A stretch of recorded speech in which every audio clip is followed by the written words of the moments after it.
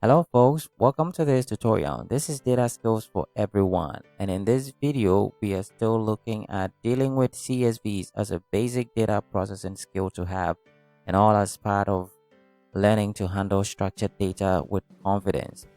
So in today's video we are looking at normalizing the names columns, and as I talked about in the earlier video in part 1 of this series, the name column needs some work because some of the records contain emails instead of full names, as you can see in this screenshot.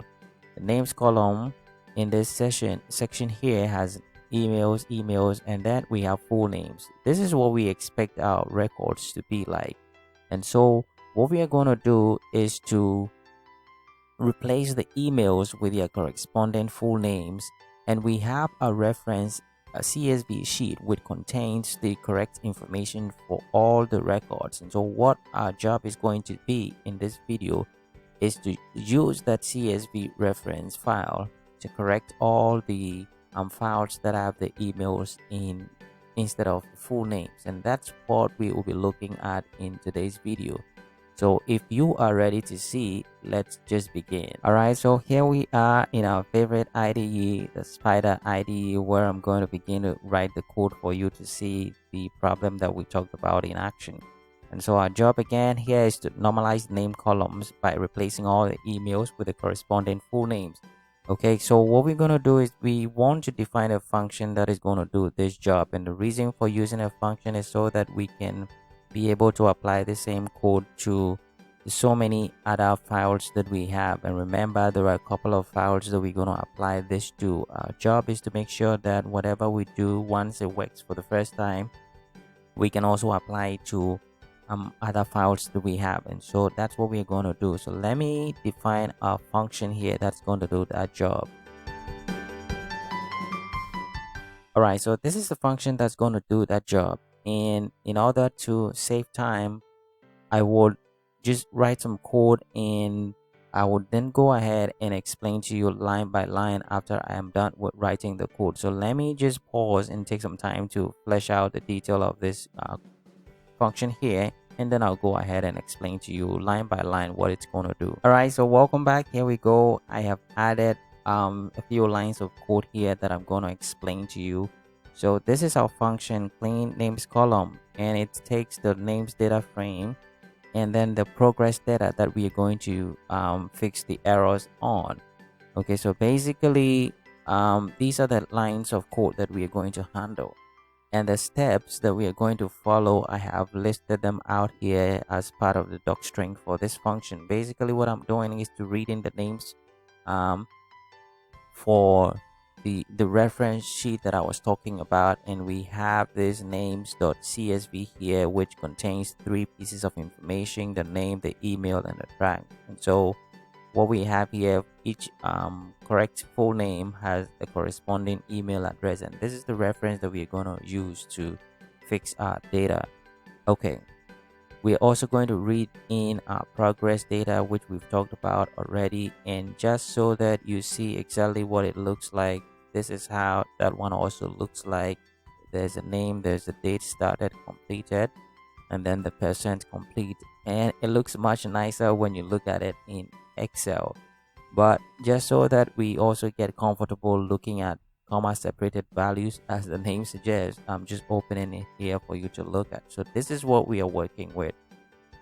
And so let's go ahead, and then we are going to create a separate list for the names and for the emails to use in filtering.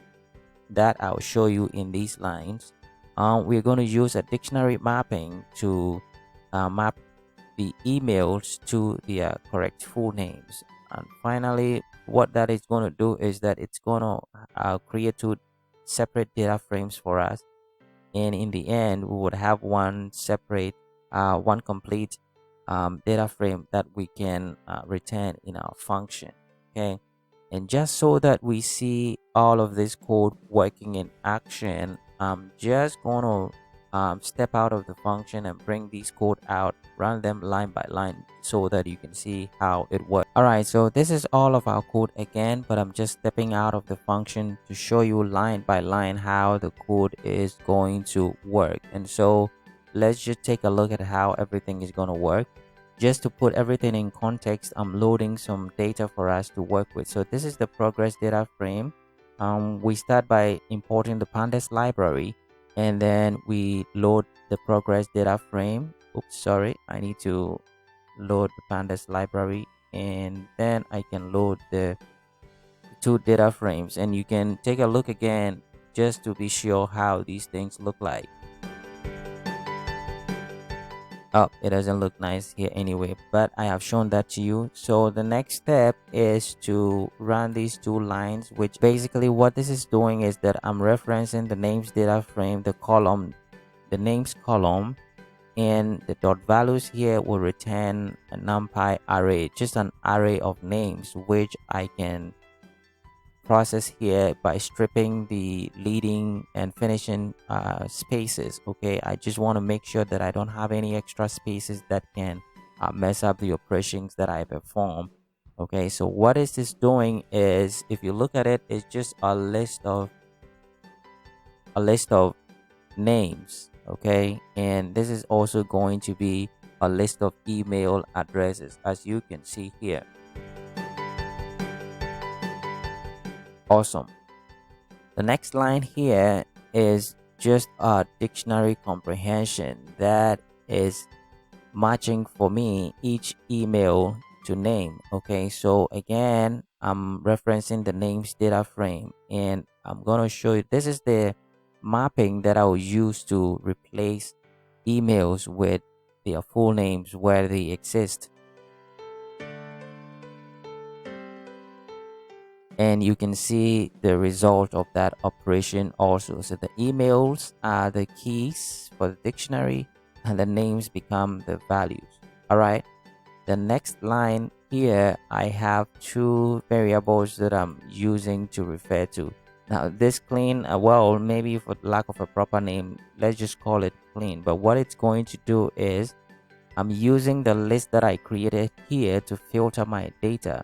So this is the progress data frame, and I am checking the names column. There's a function that you can apply to a pandas series dot is in.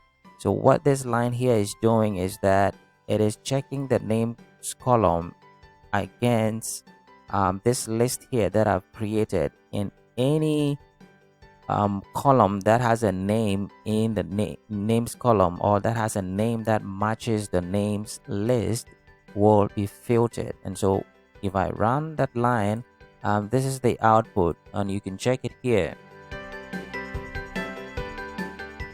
Okay, so this is a data frame that let me just run it properly, so that let me reformat the output so that you can see it nicely. Okay, so this is what is happening.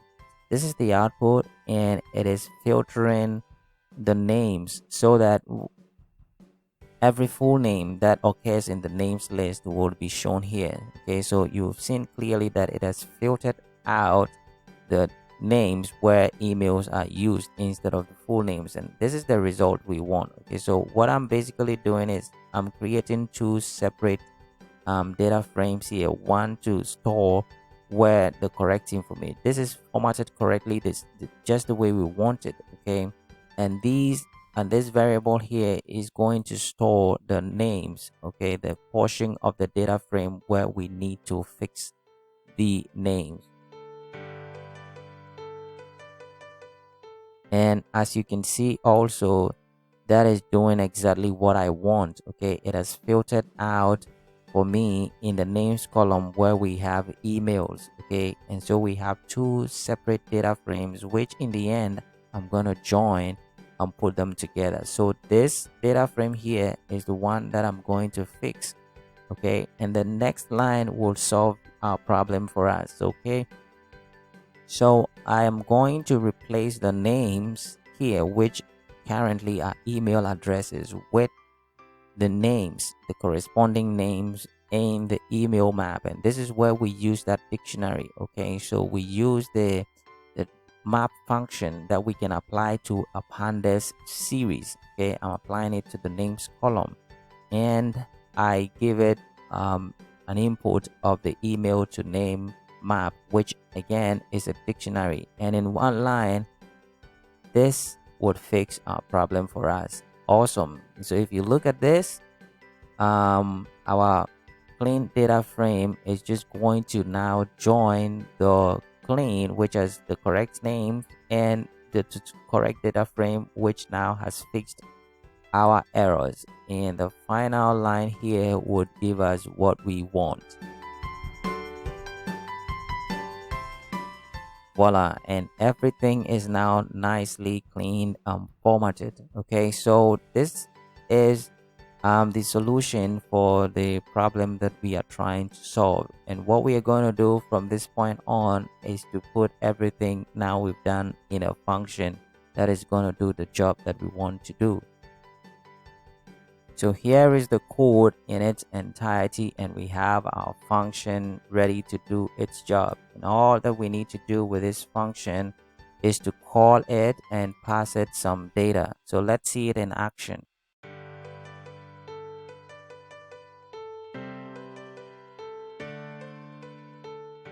Awesome. So here we have our code working nicely just as we wanted it. Okay, so now we have solved our problem, and we can go on to address the remaining problems in the next video. The only other thing that is remaining now is for us to save the output of this function to a file. Okay, so let's save that, call this function, and save the output in this data frame. Okay, so I'm going to run it once again, and I will now call a function to save this file to another CSV. So let's call it, we use the toCSV function, and for now let's just call it cleaned. All right, but we need to save this in the correct spot, so I'm going to save it in this clean data folder. Okay, so where is our current location? Yes, so let me look for it. It's in the data subfolder, in another subfolder called clean data. All right, and we're going to call this clean.csv. all right, so if this works correctly, we shouldn't have Python complain. It looks like our path is not correctly constructed. Let me fix that. Oh yes, we need to omit the leading forward slash over there. So let me run this again. Awesome, and this works correctly. Okay, so you can see here that we have this cleaned.csv, and I'm going to open it for you to see. This is how it looks. Let me open it in an Excel workbook so that you can see how it looks like. Awesome. All right, so this is the result that we wanted, and it's nice and clean over here. As for these extra columns, we can easily clean them, but later on in the videos I'll show you how we will take care of these extra columns that we have here. But our main problem has been solved, and that was the point of this video. Okay, so we're gonna end this session here, and we'll continue with some more problems that we have to fix on our data set. So enjoy it, and we'll meet again.